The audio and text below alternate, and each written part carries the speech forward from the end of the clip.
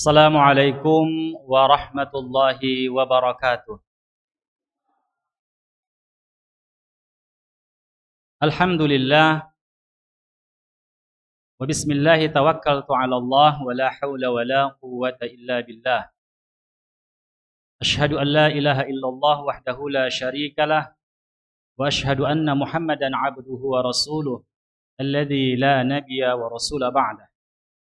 Allahumma salli wa sallim wa barik ala nabiyyina wa habibina wa syafi'ina wa qudwatina Muhammad ibn Abdullah sallallahu alaihi wasallam wa ala alihi wa ashabihi wa man tabi'ahu bi ihsanin ila akhiril anam.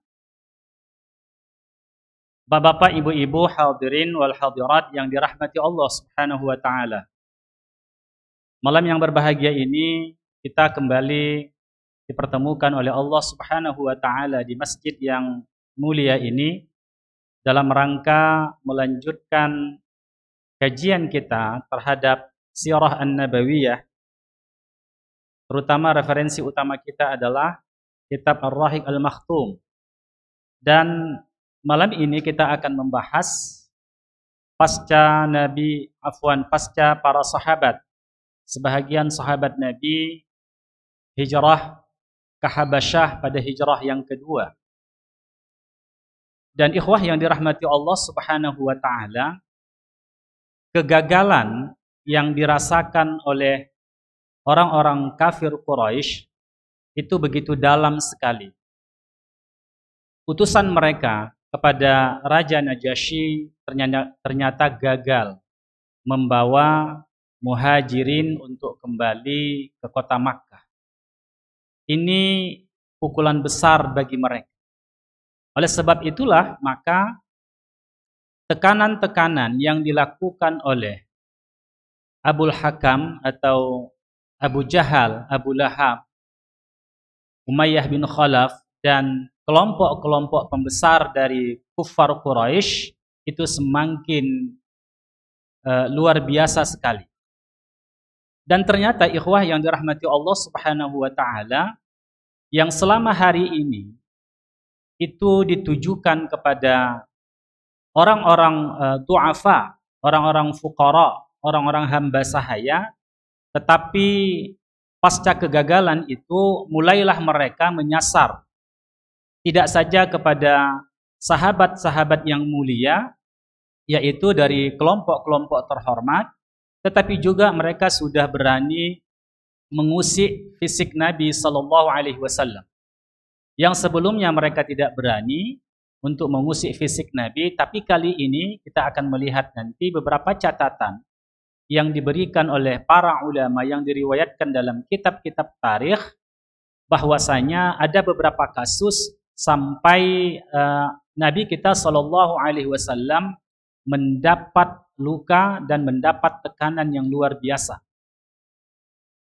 Ikhwah yang dirahmati Allah, setelah gagalnya tadi utusan ke negeri Habasyah, maka orang-orang kafir Quraisy mendatangi paman Nabi Abu Talib. Mereka mengajak Abu Talib agar beliau mau memberikan sebuah solusi kepada mereka, seperti Nabi Shallallahu Alaihi Wasallam ditukar dengan salah seorang anak muda dari kelompok mereka yang cukup ganteng, yang cukup terkenal, itu digantikan dengan Rasulullah Shallallahu Alaihi Wasallam, dan mereka dan Abu Talib atau Bani Hashim atau Bani Abdul Muttalib itu menyerahkan Rasulullah kepada mereka untuk mereka eksekusi.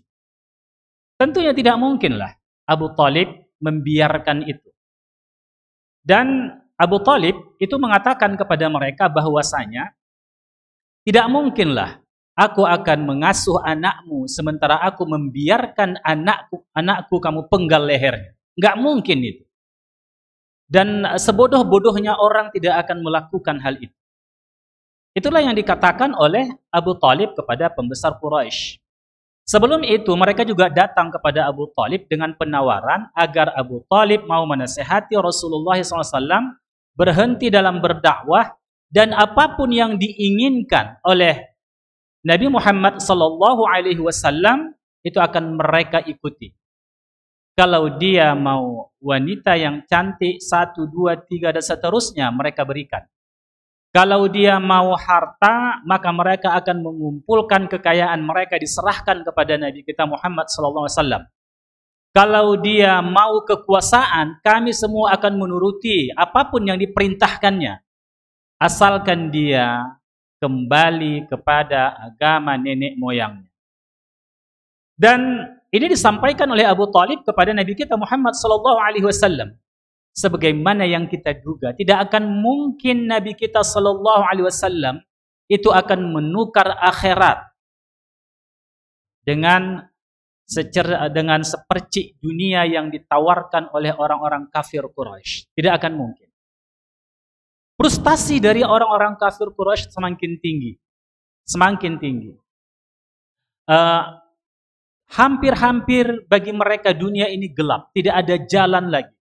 Dan salah seorang di antara mereka juga mengatakan, orang-orang kafir Quraisy tidak pernah sesabar ini menahan dirinya untuk tidak membunuh seseorang selain kasus ini. Selain kasus ini. Kenapa ikhwah yang dirahmati Allah Subhanahu wa taala?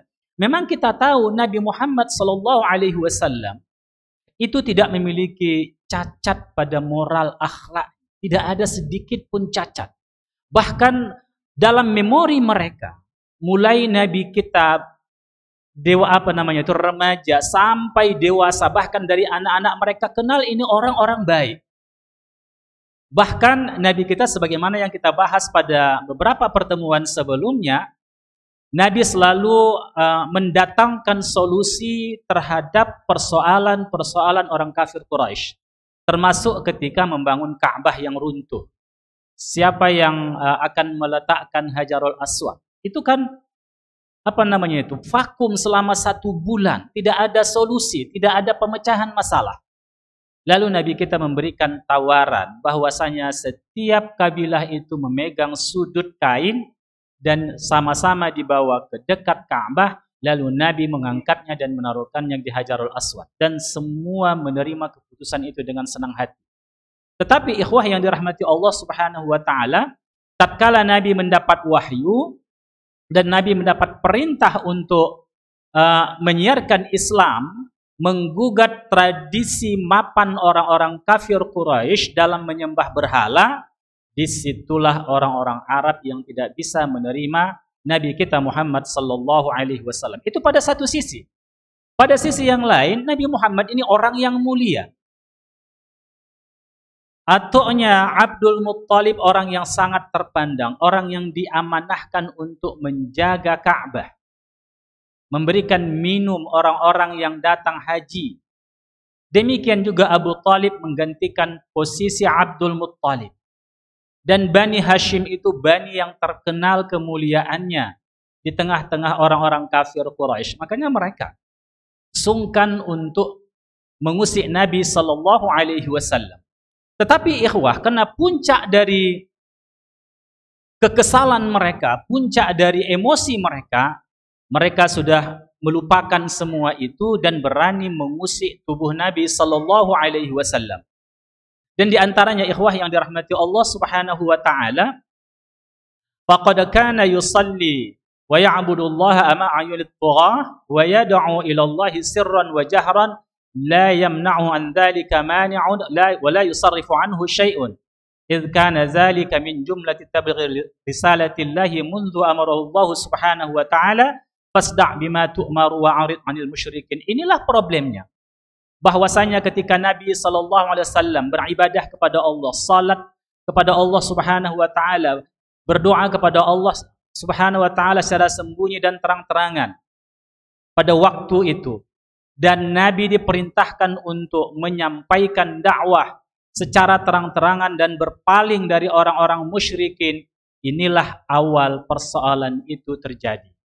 Dan ketika Nabi sallallahu alaihi wasallam pada satu ketika itu salat di sisi Ka'bah.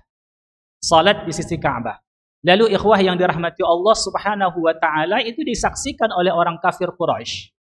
Kita kan kemarin sudah membahas juga bahwa Nabi memerintahkan kepada para sahabat yang baru masuk Islam, terutama orang-orang yang dari stratifikasi sosial yang rendah, hamba sahaya, orang-orang fuqara, orang-orang miskin, kabilah-kabilah kecil, jangan menunjukkan keislamannya. Tapi Nabi tetap berdakwah secara terang-terangan. Nabi tetap, kenapa? Karena sudah ada perintah dari Allah Subhanahu wa taala untuk berdakwah secara terang-terangan. Maka Nabi pun terus melakukannya. Ketika Nabi sallallahu alaihi wasallam salat di dekat Ka'bah, lalu Nabi tawaf, apa dikatakan oleh Abu Jahal kepada CS-nya, kalau bahasa kita sekarang ini, kepada kawan-kawannya, kepada sahib-sahib, ya bahwasanya dia akan menunggang kudanya dan dia akan membawa batu dan menghimpitkan, melontarkan batu besar itu ke tengkuk Nabi ketika Nabi sujud. Dan dia bersumpah. Apa yang terjadi ikhwah yang dirahmati Allah Subhanahu wa taala? Orang-orang kafir Quraisy, salah satu sikap mereka itu menepati janji. Itu menepati janji ikhwah yang dirahmati Allah Subhanahu wa taala.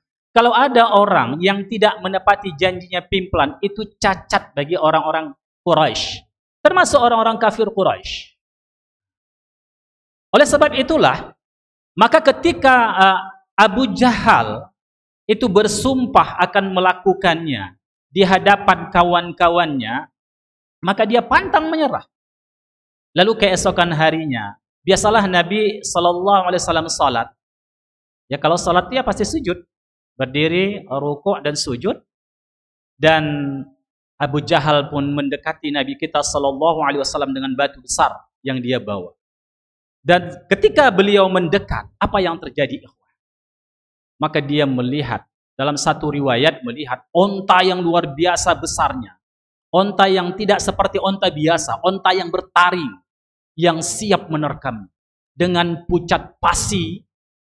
Karena takut tadi akan diterkam oleh onta gitu. Orang lain tidak melihat. Yang melihat ini hanya Abu Jahal. Maka dilihatnya ikhwah yang dirahmati Allah Subhanahu wa taala, maka dia pun mundur. Dengan tangan menggigil, kaki menggeletar, mundur. Dan orang-orang pun pada heran. Karena Abu Jahal ini orang yang sangat pemberani, ikhwah. Karena dia ketua sukunya. Orang terpandang di tengah-tengah kafir Quraisy. Tidak pernah surut di dalam pertempuran, walaupun maut yang akan ditempuhnya. Tapi kali ini betul-betul ciut nyali Abu Jahal.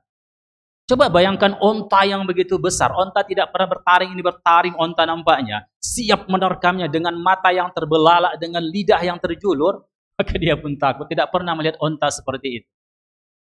Jadi ikhwah yang dirahmati Allah Subhanahu wa taala, maka sahabat-sahabat dari Abu Jahal pun keheranan. Apa gerangan terjadi pada Abul Hakam?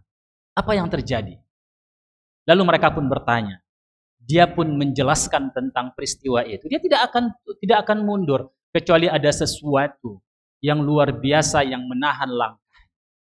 Dan itu adalah menurut para periwayat dan musyarrih al-hadits, pensyarah hadis, Nabi sallallahu alaihi wasallam mengatakan itu adalah malaikat yang membantu Nabi sallallahu alaihi wasallam. Kalau saja dia maju, maka selesailah Abu Jahal ketika itu. Baik, ikhwah yang dirahmati Allah Subhanahu wa taala. Begitu juga kafir-kafir Quraisy yang lain sudah berani. Utsbah bin Abi Lahab. Utsbah juga ketika Nabi sallallahu alaihi wasallam tawaf, dia mendatangi Nabi sallallahu alaihi wasallam dan dia menghina Nabi. Dan dia meludahi Nabi sallallahu alaihi wasallam, tapi Nabi tidak terkena ludah. Lalu Nabi sallallahu alaihi wasallam mengatakan kepadanya dengan doa yang akan mencelakakan orang ini sebagai bukti tentang kebenaran dakwah Nabi sallallahu alaihi wasallam bahwasanya dia diterkam binatang buas. Apa yang terjadi belakangan ikhwan? Tidak berapa lama Utsbah ini safar. Kan mereka biasa dari kota Makkah itu membawa dagangannya kemana? Ke Syam. Membawa dagangan ke Syam. menuju perjalanan di Syam. Entah bagaimana singa padang pasir muncul pada perjalanan itu, pada kelompok itu. Biasanya mereka ramai beriring-iringan. Tetapi mereka membuat kemah karena mereka harus istirahat, kan tak akan mungkin satu hari sampai ke Syam. Itu kan berhari-hari, berminggu-minggu dari Makkah sampai ke Syam. Dan sudah mau mendekat ini dengan Syam, di tengah perjalanan itu mereka buat kemah, tiba-tiba kedengaranlah auman dari singa. Dan Utsbah pun teringat apa yang dikatakan oleh Rasulullah sallallahu alaihi wasallam. Apa itu? Bahwasanya dia akan diterkam oleh binatang buas, oleh serigala, oleh anjing. Pokoknya binatang buas dalam riwayat itu. Maka ikhwah yang dirahmati Allah, dalam rombongan itu begitu banyak manusia dilewati oleh singa ini dan menerkam kepala Utsbah, dan wafatlah Utsbah dalam perjalanan menuju Syam. Begitu juga ikhwah yang dirahmati Allah Subhanahu wa taala, ketika Nabi tawaf di kota Makkah, banyak mereka menghina Nabi sallallahu alaihi wasallam. Nabi mendoakan kepada mereka, dan di antara mereka ikhwah yang dirahmati Allah Subhanahu wa taala sangat pucat dengan doa Nabi, karena mereka tahu berdoa di sisi Ka'bah itu akan diistijabah oleh Allah Subhanahu wa taala. Orang-orang kafir itu beriman kepada Allah kan? Sebagaimana yang kita bahas, mereka yakin Allah menciptakan alam semesta ini. Mereka yakin bahwasanya Allah yang mengatur alam semesta ini, menentukan nasib mereka. Mereka yakin bahwasanya pemilik semesta ini Allah. Itu keyakinan orang kafir Quraisy. Tapi mereka dikatakan kafir dan musyrik oleh Allah karena mereka menyembah Allah dan menyembah selain Allah Subhanahu wa taala. Jadi ikhwah, ketika Nabi mendoakan mereka, pucat wajah mereka, dan mereka pura-pura tidak mendengar, menghibur diri mereka masing-masing. Apa yang terjadi? Orang-orang yang menghina Nabi di situ, akhirnya ada yang wafat nanti di perang Badar, ada yang wafat di perang Uhud, ada yang wafat di tempat-tempat yang sangat mengenaskan, ikhwah yang dirahmati Allah Subhanahu wa taala. Baik. Kemudian kita lanjutkan secara singkat kisah ini, dan Nabi SAW terus mendapatkan, walaupun begitu, ini orang-orang kafir Quraisy ini juga bedegil kalau bahasa kita orang Melayu. Memang karena fanatiknya, fanatik kesukuannya, fanatik terhadap tradisinya, fanatik terhadap keyakinan lamanya, itu menutup atau menghijab hidayah bagi mereka. Walaupun mereka melihat mukjizat Nabi, melihat keanehan-keanehan yang terjadi bagi orang-orang yang mencerca Nabi dan seterusnya, tapi kena fanatik kepada keyakinan lamanya dan tidak mau berubah menerima tauhid dan menerima dakwah Nabi sallallahu alaihi wasallam, apa yang terjadi? Mereka melupakan itu dan tetap melakukan perlawanan kepada Nabi dan tetap memboikot kaum muslimin. Dan di antaranya adalah dalam satu riwayat itu dikatakan, ikhwah yang dirahmati Allah Subhanahu wa taala, Abu Jahal itu berpapasan dengan Nabi kita sallallahu alaihi wasallam di salah satu bukit di kota Makkah, Safa atau Marwah. Jadi berpapasan dengan Nabi. Dan ketika itulah dia mencerca Nabi kita Muhammad sallallahu alaihi wasallam dengan cercaan yang sangat menyakitkan. Tapi Nabi sallallahu alaihi wasallam tidak bergeming. Nabi tidak balas cercaan mereka. Nabi tidak emosi. Kan begitu?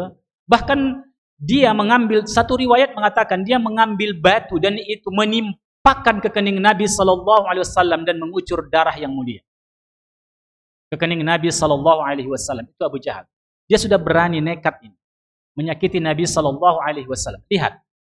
Nabi tidak melawan, ikhwah. Kenapa? Karena belum ada perintah dari Allah untuk melawan. Belum ada perintah dari Allah. Coba lihat tunduknya Nabi kepada nas. Padahal Nabi kita itu kuat, ikhwah.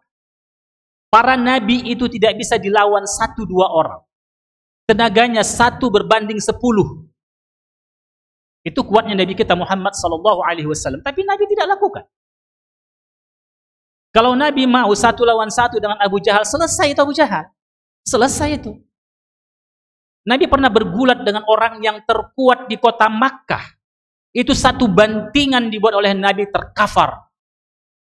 Orang hitam togop di kota Makkah. Orang yang terkuat bergulat di situ. Nah, makanya sebahagian kawan kita belajar gulat. Kenapa? Karena ingin mengikut Nabi. Sunnah bergulat katanya. Kan begitu. Ikhwan yang dirahmati Allah Subhanahu wa taala. Nabi kita itu kuat, ikhwan, tapi dia tidak lakukan. Kenapa? Karena nggak ada perintah di situ. Walaupun Nabi bisa melakukan. Namun ikhwan yang dirahmati Allah Subhanahu wa taala, ada seorang budak sahaya, hamba sahaya, itu melihat peristiwa tadi. Lalu disampaikanlah kepada Hamzah. Siapa Hamzah? Paman Nabi sallallahu alaihi wasallam, Hamzah. Hamzah itu orangnya tinggi. Sama dengan Umar ibn al-Khattab. Orangnya kekar. Biasanya kalau orang Arab itu mau berburu singa di padang pasir, itu nggak ada satu orang, 2-3 orang berkelompok. Tapi kalau Hamzah, dalam satu riwayat dikatakan, dia tidak membawa teman untuk berburu singa. Coba bayangkan. Dia bergulat dengan singa. Bayangkan kuatnya Hamzah itu. Kalau macam saya ini, iya kan, habis selitelan singa. Karena besarnya itu Hamzah, kuatnya luar biasa. Dan pemberani, ada orang besar tinggi, tapi penakut. Ada enggak? Banyak kan begitu ya. Ini tidak, dari Hamzah ini orang pemberani, orang kafir Quraisy. Lalu dia baru pulang dari berburu singa. Dan singa itu mati, kemudian dibelahnya singa itu dan diambil kulitnya. Menunjukkan keperkasaan dan keberaniannya, maka ditaruhlah tadi kepala singa itu di hadapan kudanya. Jadi seakan-akan kuda berkepala singa, kira-kira begitulah. Pulang, tiba-tiba datang informasi dari seorang budak sahaya bahwasanya keponakannya telah dicaci maki oleh Abul Hakam, Abu Jahal, dan dilukai Abu Jahal. Bayangkan orang yang baru pulang dari safar. Orang yang masih panas terik menerpa tubuhnya. Orang yang baru mengalahkan singa. Datang berita seperti ini. Walaupun Hamzah waktu itu masih kafir. Tapi ini keponakannya. Anak dari adiknya. Siapa adiknya? Abdullah. Saya pikir lupa. Adiknya Abdullah, ayah Nabi Muhammad SAW. Ya. Nyawa yang dibayar dengan berapa ratus ekor onta? Berapa? 100 ekor onta. Kan begitu. Coba bayangkan, ikhwah yang dirahmati Allah Subhanahu wa taala, itu Abdullah. Lalu dia pun datang kepada Abu Jahal. Tak banyak cerita, tak banyak, diambilnya panah dia yang dari berburu itu, pak, dihempakkannya kepada kepala Abu Jahal, menetes dari sini darah. Tapi tak ada yang berani untuk bangkit. Bangkit dari Bani Makhzum, kampungnya Abu Jahal. Bangkit pula kampungnya Hamzah, Bani Hashim. Lalu apa kata Abu Jahal? Biarkan dia, karena aku telah mencaci maki keponakannya. Maka tak terjadi peperangan waktu itu. Tapi coba lihat ikhwah yang dirahmati Allah Subhanahu wa taala. Hamzah itu belum Islam. Tapi sebelum dia memukul kepala Abu Jahal, apa dikatakan? Beraninya engkau memukul keponakanku sementara aku berada di dalam agamanya. Dengan tiba-tiba ceplos dia mengatakan, padahal masih kafir, aku berada dalam agamanya. Jadi mulai saat itulah Hamzah masuk Islam. Entah siapa yang, pasti Allah lah yang menggerakkan lisannya untuk mengatakan bahwasanya aku berada di dalam agamanya. Dan beliau pun bersama Rasulullah SAW, Hamzah pun bersyahadat. Dan antum tahu ketika Islamnya Hamzah, ada saingan dari siapa? Dari Abu Lahab, pamannya juga yang kafir. Ya. Kemudian ikhwah yang dirahmati Allah Subhanahu wa taala, berikutnya, ini tahun ke-6 Hijriah, lebih kurang tahun ke-6 Hijriah. Setelah itu masuk Islam siapa lagi? 3 hari setelah itu Umar ibnul Khattab. Coba bayang, ini pendekar-pendekar yang masuk Islam. Orang-orang perkasa, orang-orang tegap, orang-orang yang disegani oleh kafir Quraisy. Selang berapa hari, wa khilalu hadzal laj, Selang beberapa hari, ikhwah yang dirahmati Allah Subhanahu wa taala, ada peristiwa yang terjadi di tengah-tengah kaum muslimin, yaitu Islamnya Umar ibn al-Khattab. Waktu itu, antum tahu, Umar ibn al-Khattab ini adalah orang yang paling sering menyakiti kaum muslimin. Kalau yang lain berpapasan dengan kaum muslimin, paling-paling kadang-kadang dicercanya. Kecuali dia menjadi tuan, hamba sahayanya yang masuk Islam, barulah disiksanya. Ini Umar tidak. Mau hamba siapapun, mau siapapun masih Islam, kalau berpapasan dengan Umar, pasti disakiti oleh Umar. Minimalnya dengan makian, ludahan, dan seterusnya. Itulah Umar ibn al-Khattab. Satu ketika, ikhwah, dia berniat untuk membunuh Rasulullah SAW. Dia ingin membunuh Rasulullah. Lalu Nabi pada malam hari itu masuk di dalam Ka'bah. Itu salat. Salat Rasulullah SAW di dalam Ka'bah. Lalu kedengarlah suara sayup-sayup dari celah tabir pintu Ka'bah itu. Dan Umar pun mengintip. Diintipnya, diperhatikan. Didengarkannya apa yang dibaca oleh Rasulullah SAW. Didengarkan perlahan-lahan. Lalu didengarkannya lah ayat-ayat Al-Quran. Mulailah hatinya lembut dan tersentuh. Lembut dan tersentuh hati Umar ibn al-Khattab. Tapi biasalah, kalau orang sudah fanatik terhadap tradisi nenek moyangnya, bagaimanapun hati itu, bias cahaya itu akan ditutupinya. Kecerdasan objektifnya itu tidak akan bisa mengalahkan emosinya. Tidak akan bisa. Tapi ikhwah yang dirahmati Allah Subhanahu wa taala, Umar mengurungkan niat membunuh Nabi kita sallallahu alaihi wasallam. Dan perlu kita ketahui bahwasanya Nabi kita pernah berdoa, Allahumma a'izzil Islam bi ahabbir rajulaini ilaika bi Umar ibn al-Khattab atau bi Abi Jahal bin Hisham. Kata Nabi kita, ya Allah, kokohkanlah Islam ini, muliakanlah Islam ini dengan dua orang yang lebih engkau cintai, Umar atau Abu Jahal. Karena dua tokoh ini memang dua tokoh yang luar biasa, punya pengaruh besar di tengah-tengah kafir Quraisy. Siapa yang dipilih oleh Allah mendapat hidayah? Umar ibn al-Khattab. Jadi ini juga ikhwah yang dirahmati Allah, menjadi dalil bagi kita boleh mendoakan orang-orang kafir. Tapi doa yang bagaimana? Agar mereka mendapat hidayah.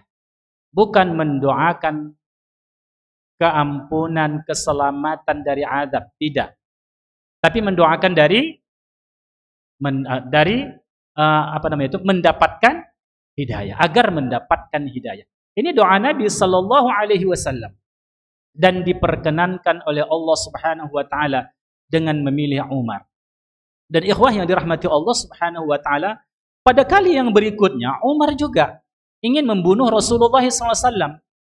Dia berjumpa dengan salah seorang dari pemuka Quraisy waktu itu. Lalu ikhwah, apa yang terjadi? Pemuka Quraisy itu mengatakan bahwasanya, apakah engkau akan membunuh Muhammad sementara dia di backup oleh Bani Hashim, Bani Abdul Muttalib? Lalu Umar mengatakan, barangkali engkau menyabar-nyabari saya karena engkau telah mengikut agama Muhammad. Ya kira-kira begitulah bahasanya. Kita terjemahkan dalam bahasa Indonesia. Ada yang informasi yang lebih parah dari itu, wahai Umar, yang lebih menakjubkan dari itu apa? Adikmu dan adik iparmu itu telah memeluk Islam. Terperanjatlah Umar ibn al-Khattab. Bayangkan, dia tokoh kafir Quraisy, penentang Islam, tiba-tiba ada dari keluarga terdekatnya memeluk Islam, naiklah emosi. Kalau bahasa kita di sini apa? Apa istilahnya? Naik pitamnya, kan begitu kan? Nah, kalau orang Melayu mengatakan pitam sonduk namanya, kitam sonduk namanya. Jadi artinya gelap, Tak nampaknya, tak bisa menggunakan akalnya lagi. Tak bisa. Jadi ikhwah yang dirahmati Allah Subhanahu wa taala, dia pun menghunus pedangnya. Itu pedang Umar itu luar biasa besarnya, sesuai dengan besar badannya. Kemudian dia datang, didengarkannya lah sayup-sayup dari rumah adik. Salah seorang sahabat datang ke situ mengajari adik iparnya dan adiknya membaca Al-Quran. Membaca Al-Quran. Jadi ikhwah yang dirahmati Allah Subhanahu wa taala, dan Umar pun dengan serta-merta mendobrak pintu itu dan masuk. Dan salah seorang sahabat tadi yang mengajarkan Al-Quran bersembunyi di belakang. Kemudian Umar mengatakan, aku telah mendengar tadi di rumah ini sesuatu. Kata adiknya dan adik iparnya itu, ya biasalah kita berbincang-bincang. Kira-kira begitulah bahasa kita ya. Biasalah kita berbincang-bincang. Tidak, kata Umar. Pasti ada sesuatu. Dan dia katakan, dia interogasi adik, bahwasanya apakah dia telah memeluk Islam. Adiknya mengatakan bahwasanya, ya Umar, kalau ada kebenaran, apakah engkau lari dari kebenaran? Ya seperti itulah kira-kira maknanya. Apakah engkau lari dari kebenaran? Sementara apa yang dibawa oleh Nabi Muhammad SAW adalah kebenaran. Apakah engkau lari dari kebenaran? Emosi dan dia pukul adik, mengalir darah dari bibir.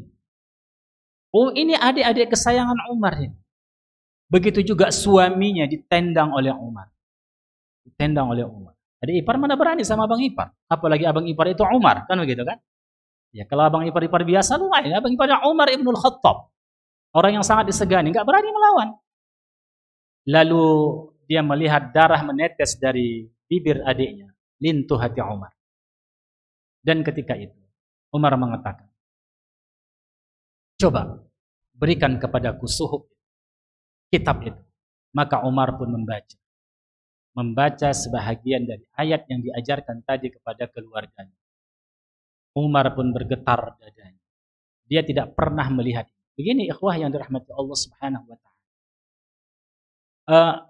Kadang-kadang memang hati kita itu menerima kebenaran. Tetapi oleh banyak hal itu menutupi kita untuk tidak mengikutinya. Biasanya itu adalah berhubungan dengan apa? Dengan syahwat kita. Dengan syahwat. Pertimbangan-pertimbangan duniawi kita. Atau memang belum tersingkapnya ilmu bagi kita karena ketidaktahuan kita. Bahasa Arabnya jahil. Kalau kita Indonesia kan jahil agak seram sedikit ya. Karena kejahilan kita kan begitu kan. Karena kejahilan kita. Maka tidak bisa menerima kebenaran. Tapi ada kadang-kadang momentum tertentu yang menghapus semua itu dan terbukalah kebenaran bagi kita. Itulah yang terjadi bagi Umar Ibnul Khattab. Ketika dia membaca ayat Al-Quran, tersingkaplah hidayah itu baginya. Dan dia pun minta diantarkanlah ke rumah Nabi, kepada Nabi Sallallahu Alaihi Wasallam. Coba bayangkan seorang adik yang mencintai abangnya, yang menginginkan abangnya masuk Islam, tiba-tiba di hadapannya mengatakan, dia ingin bertemu dengan Rasulullah, ingin masuk Islam. Bagaimana gembiranya? Bisa antum bayangkan. Seorang wanita yang sangat cantik, putih dan sebagainya gembira. Kira-kira begitulah. Begitulah adiknya menerima informasi. Maka mereka bawa kepada Rasulullah SAW. Dibawa. Dan antum masih ingat di mana Rasulullah dan para sahabat? Di mana mereka berkumpul? Di Darul Arqam. Di Darul Arqam. Di situ Nabi SAW sedang mengajari para sahabat. Sedang membacakan ayat-ayat Allah Subhanahu wa taala. Lalu kedengaran suara mengetok dari luar. Dan Hamzah ada di situ. Para sahabat saling melihat, siapa ini? Diintip Umar Ibnul Khattab dengan pedangnya. Jadi orang-orang di antara sebagian sahabat, tentu orang-orang yang du'afa, orang-orang yang lemah, dia akan melihat siapa? Umar Ibnul Khattab. Tapi ada Hamzah, silakan. Kalau dia mau bertemu dengan Rasulullah dengan baik-baik, kita akan sambut. Kalau dia macam-macam, akan kita selesaikan, kata Hamzah. Hamzah tandingnya itu kan. Jadi seperti itu ikhwah Allah. dan beliau pun datang ke hadapan Nabi kita sallallahu alaihi wasallam. Datanglah Umar di situ ke hadapan Nabi. Dan Nabi pun sallallahu alaihi wasallam berikan nasihat kepada Umar, "Wahai Umar." Dipegang Nabi bajunya Umar. "Apakah engkau tidak menginginkan kebenaran? Apakah engkau tidak mau mengakui tentang keesaan Rabb pencipta semesta?" Dan berbagai nasihat diajarkan Nabi kepada Umar ibn al-Khattab. Dan di situ Umar pun bersyahadat, "Asyhadu an la ilaha illallah wa asyhadu anna Muhammadar Rasulullah." Dan Umar ibn al-Khattab pun masuk Islam. Ketika masuk Islam, semua orang yang ada di Darul Arqam itu bertakbir Allahu Akbar. Menggema takbir di situ sampai-sampai ke Masjidil Haram kedengaran gema suara itu. Ketika masuk Islamnya Umar ibnul Khattab. Dan kemudian ikhwah, tahu apa yang dikatakan Umar setelah dia masuk Islam? "Ya Rasulullah, kita berada pada kebenaran. Kalau kita berada pada kebenaran, kenapa kita tidak menunjukkan keberadaan kita di tengah-tengah kafir Quraisy?" Coba bayangkan. Ini baru masuk Islam. Kan begitu Umar? Kenapa? Maka sejak saat itulah, kata periwayat, para sahabat Nabi SAW keluar dari Darul Arqam bersembunyi dan menunjukkan keislaman mereka, dan mereka salat di hadapan Ka'bah. Maka dibuatlah dua barisan. Satu barisan dikomandoi oleh Hamzah, satu barisan dikomandoi oleh Umar. Umar melihat Hamzah dan melihat kaum muslim. Maka disitulah, ikhwah. Setelah itu ikhwah yang dirahmati Allah Subhanahu wa taala, orang-orang kafir Quraisy nampak di sekitar Ka'bah karena memang pusat mereka, center mereka bertemu memang dekat Ka'bah dari dulu begitu. Kongko mereka pun di Ka'bah, di Masjidil Haram. Coba bayangkan, kongkonya itu di mana? Di Masjidil Haram, kan begitu. Masjid walaupun orang kafir.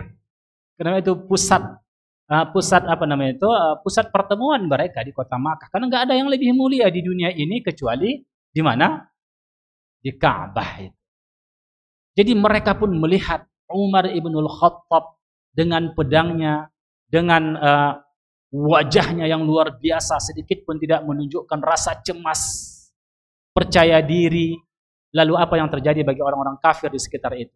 Mereka semua tertegun melihat rasa sedih, rasa frustasi, melihat dua orang sosok pendekar ini, dalam tanda petik lah ya, pendekar ini masuk Islam. Mulailah izzah Islam itu semakin meninggi. Kemuliaan Islam itu semakin meninggi. Dan antum tahu, ketika Umar ibnul Khattab ini masuk Islam, dia datang. Siapa yang datanginya? Dipikirkannya, dia merenung. Kata Umar, dia merenung. Siapalah orang yang paling menentang Rasulullah? Siapalah itu? Abu Jahal. Maka dia pun pertama sekali mendatangi rumah Abu Jahal.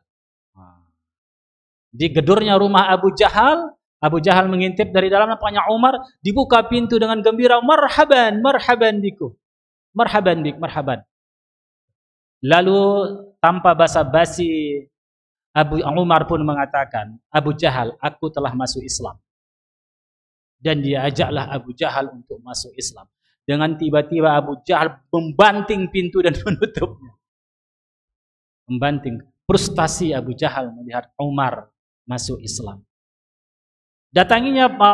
Kemudian datanginya lagi kafir-kafir Quraisy yang menentang Rasulullah, dan dia mengatakan, "Aku sudah masuk Islam." Bahkan ikhwah yang dirahmati Allah, dia datang di dekat Ka'bah dan dia katakan kalau dia masuk Islam. Maka dia bergulat dengan orang-orang kafir Quraisy. Bahkan dalam satu riwayat dikatakan sampai pagi mereka berantem. Coba bayangkan, itu Umar ibnul Khattab. Jadi memang kadang-kadang butuh juga kita orang seperti ini, orang yang kuat di dalam dakwah, orang yang berani, kan begitu. Jadi oleh sebab itulah ikhwah yang dirahmati Allah, maka orang-orang kafir Quraisy pun semakin semakin frustasi. Dan rencana pembunuhan kepada Nabi pun itu semakin digaungkan, ikhwah yang dirahmati Allah Subhanahu wa taala. Dan kita akan melihat nanti Abu Talib dia sadar bahwasanya dia tidak akan bisa menjaga Nabi Muhammad SAW. Maka dia kumpulkanlah Bani Hashim dan Bani Abdul Muttalib agar mereka waspada menjaga Rasulullah. Walaupun mereka tidak Islam, tapi karena Nabi Muhammad SAW dari suku Quraisy, dari Bani Abdul Muttalib, maka mereka akan menjaga saudaranya. Jadi salah satu sikap kesatrianya orang Arab, baik itu yang masuk Islam walaupun sebelum Islam itu tadi. Kalau ada orang berlindung kepadanya, maka mereka akan pertahankan walaupun mereka akan binasa. Kalau ada orang yang berlindung kepadanya dan mereka tidak mengkhianati perjanjian. Kalau ada orang yang mengkhianati perjanjian, itu aib besar bagi mereka dan itu akan diperangi. Jadi ikhwah yang dirahmati Allah Subhanahu wa taala, makanya Abu Talib itu mengumpulkan Bani Hashim dan Bani Abdul Muttalib untuk menjaga Rasulullah sallallahu alaihi wasallam. Bahkan nanti kita akan lihat Abu Talib itu sampai kadang-kadang tidak tidur untuk meyakinkan kalau Nabi Muhammad itu selamat. Nabi Muhammad itu selamat. Dan nanti akhirnya akan terjadilah satu peristiwa yang luar biasa. Ini tidak saja menimpa orang-orang Islam, tetapi juga menimpa Bani Hashim dan Bani Abdul Muttalib. Apa itu? Embargo. Embargo ekonomi. Dan insya Allah itu akan kita bahas pada pertemuan yang akan datang. Maka kita lihat di sini ikhwah, fikih sirahnya adalah sekali lagi perlu kesadaran bagi kita bahwa medan dakwah ini bukan medan yang tanpa onak dan duri. Bukan medan yang datar, tapi medan yang menurun, terjal dan mendaki. Siapapun yang mencemplungkan diri masuk ke medan dakwah untuk menyuarakan al-haq, dinul Islam, itu pasti akan mendapat cobaan. Karena dakwah pada kebenaran itu adalah dakwah yang menggugat sesuatu yang sudah mapan. Oleh sebab itulah maka terjadi penolakan. Dan itu sudah menjadi sunnatullah. Sunnatullah. Sudah menjadi hukum sosial bagi kita.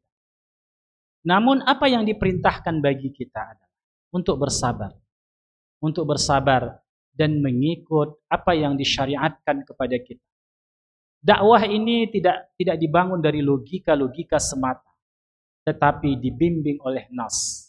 Sebagaimana Nabi kita Muhammad SAW tadi, dia mampu sebenarnya untuk menundukkan atau bahkan membunuh Abu Jahal, tapi dia tidak lakukan karena tidak ada perintah dari Allah Subhanahu wa taala.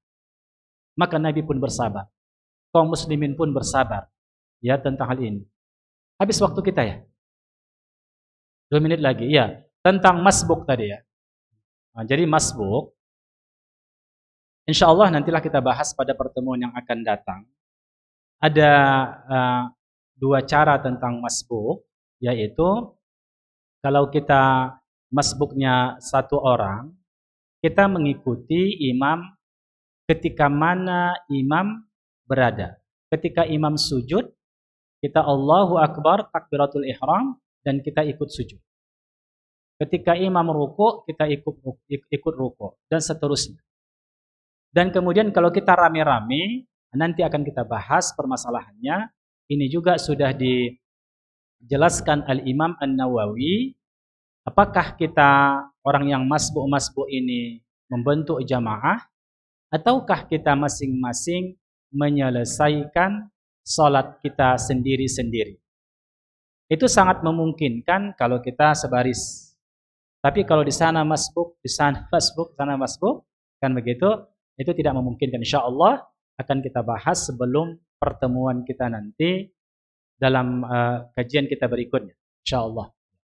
Dan nanti juga akan kita bahas nanti ada beberapa hal dalam fikih. Kita akan fokus nanti masalah fikih, baru sedikit kita bahas nanti Ar-Rahiq Al-Makhtub. Demikian saja. Mohon maaf atas segala kekurangan yang ada. Sekali lagi, setelah kita mengkaji sirah nabawiyah ini, pahamlah kita bahwasanya medan dakwah itu medan yang berliku, dan dalam berdakwah itu harus mengikut tuntunan syariat, dan kita juga paham betapa luar biasanya Nabi dan para sahabat memperjuangkan agama ini, dan seyogyanya kita juga ambil bahagian untuk mensyiarkan ini dan menjaga agama Allah ini serta mengamalkan. Subhanakallah bihamdik, asyhadu an la ilaha illa anta astaghfiruka wa atubu ilaik. Assalamualaikum warahmatullahi wabarakatuh.